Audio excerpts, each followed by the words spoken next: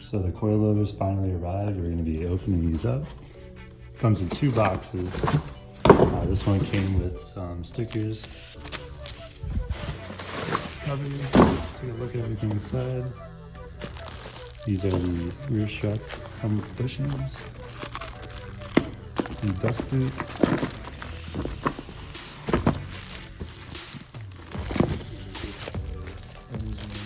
That comes with some of the installation hardware.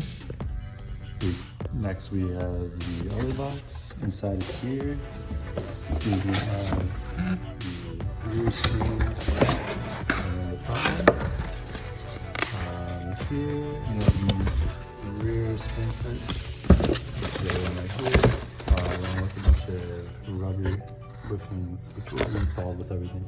Taking off this top box cover, we have the adjustment tools, as well as some more installation hardware. Here we will have the front springs. They're pretty good. Boxed up very securely. Beautiful. If your car comes equipped with leveling headlights, you're going to have this sensor on the driver's side front strut. You're just going to pop a screwdriver and you can open this and just take this off. To remove the front strut off the car, you're going to remove the strut brace bolt. This is a E60. Then you're going to take these 13 millimeters and loosen them, don't back them out all the way in. So next, you're going to be taking off the bracket that holds the brake line. On the front, you have a 16 millimeter bolt, and on the back, you're going to have to counter hold it with an 18 millimeter wrench. And finally, you're going to be removing the knuckle from the strut. It is 2 18 millimeters. You're just going to hold it with a wrench on one side and leave the ratchet on the other. When removing the front strut, you may find it easier to remove these 2 10 millimeter bolts. These are holding in the speed sensor and the brake line. It just makes it a lot easier. You'll avoid damaging stuff. So this is the Schwalben spreader tool. Use this to separate the strut so you can pull it out. So you're going to insert the tool and then pretty much just rotate it 90 degrees, like that. Then you can take it out, leave it like that. Now the knuckle is spread open and it's going to make this a lot easier to take out. Once everything is detached, you can go ahead and finish removing these bolts. It's going to drop very quickly once it comes out. So probably have someone underneath to catch it. So it comes out just like that, and basically you just have to compress this whole system, just move this down. So next you're going to want to step on the rotor. This is going to allow you to move this entire suspension piece out. It's going to take a good amount of digging. There you go. So cut your wheel all the way to the right, and then you're going to want to rotate these nuts out, so you don't scratch your fender. I very highly recommend putting a towel here. Press it down and just rotate that out. Then you're going to take a mallet and just hit the crap out of this and it will come out eventually. Make sure there's no tension. There's a good amount of tension on these. You might want to reposition some things. You don't want to break anything up here. To begin the strut assembly, you want to cut 3 millimeters of boot off this boot. You're going to take the strut and throw this rubber cover on. Next, you want to take the plastic ring and we're just going to throw this on top, just like that. Next, you're going to take your spring, place this on top, just like that. Once the spring is up here, we're going to take our supplied ring. We're going to put the rubber ring around it, just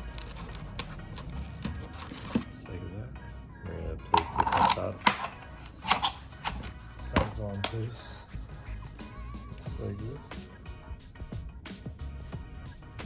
And then finally, we're going to take this piece with the black side up, placing that on top. And then we're going to take our top hat, set on top of that, and then our lock nut should go on the top. Start screwing that on. So here's the whole assembly. Nut on top, top hat, spacer, ring, spring, plastic spacer, and the rubber boots. So here I have a homemade tool I made. I essentially used a 19mm socket and cut into it so I could get an Allen key in there. So in the center is a 6mm Allen. Outside you have a 19mm socket, and basically you're going to be torquing this, tightening it down, torquing it to 35 pound-feet of torque. So when putting the spring back into place, you're going to want to get this to line up right here. It'll just fit in like that. You can use the spreading tool to get that open so that it goes in. I applied some white lithium grease onto here and it seems to work fine. Now we're just gonna put it into place. Make sure this little nipple sticking out right here lines up with the hole on the top of that. To reinstall the suspension, you're going to want to put back in that bracket in the back. The knuckle you're going to be torquing to 60 pound-feet of torque. Sway bar end link, you're going to want to counterhold it on the other side and torque that to 43 pound-feet. And then finally, you're going to torque down these top 3 bolts to 25 pound-feet of torque. To begin the removal of the rear suspension, you're going to have to take out the trunk liner on each side.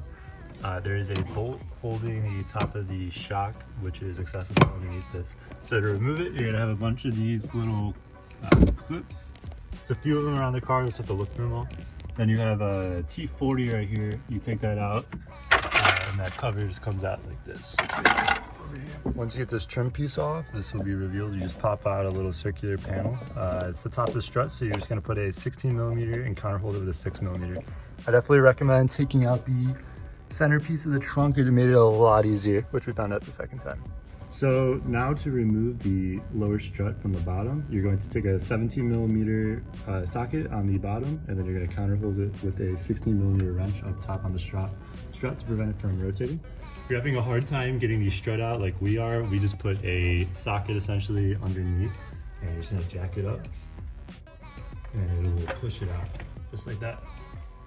The top part you just compress and just pull it down, just like that, and this whole part.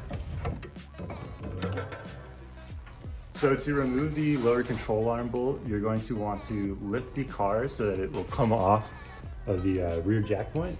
This will prevent damaging the bushing. So essentially we're just going to keep jacking until we see that movement right there. As you can see, it just came off a little bit. So now we're going to take off that bolt.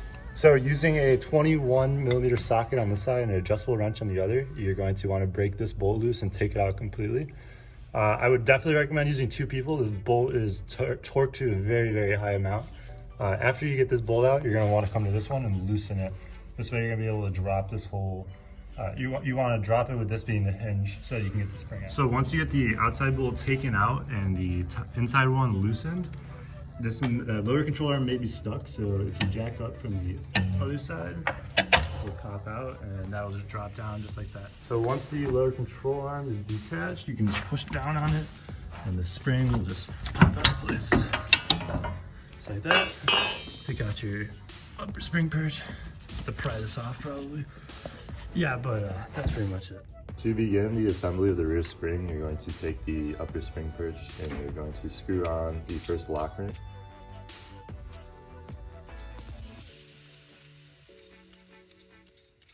After that, you're going to take the other lock ring, screw it on just like this.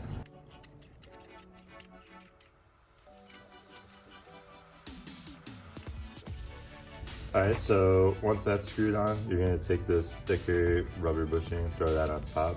You're going to take the thin one and put it on the bottom. For the lower part of the spring, you're going to take this plastic piece, as long as the very thick rubber circle. And that's going to mount on the bottom of the spring with the plastic piece first and then the thick rubber ring. When you go to install the rear coils, you're going to have to take this nut off. This nut will not fit on the coilovers. The thread pattern is different. So what you can go about doing is bending these tabs back, or you can cut them off.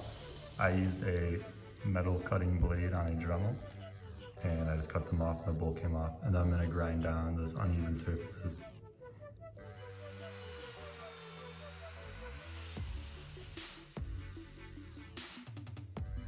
Taking a look at your old strut assembly, you're going to be wanting to get this metal plate off. So first you're going to start by getting this top bushing off.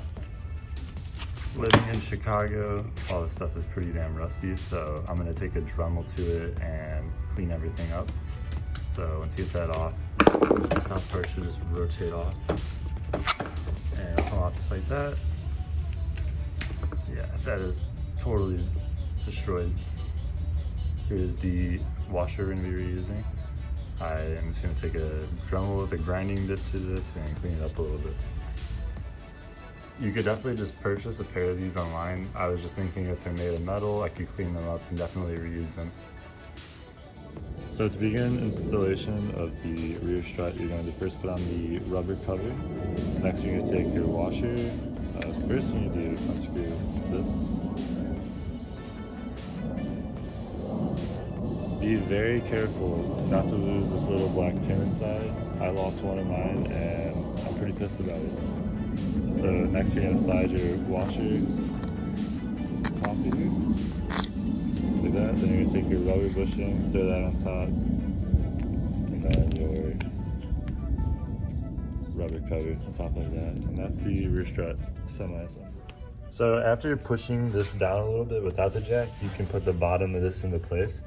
Once that's in, you want to support it a little bit. You're going to come up to the top of the strut. Press it. You're going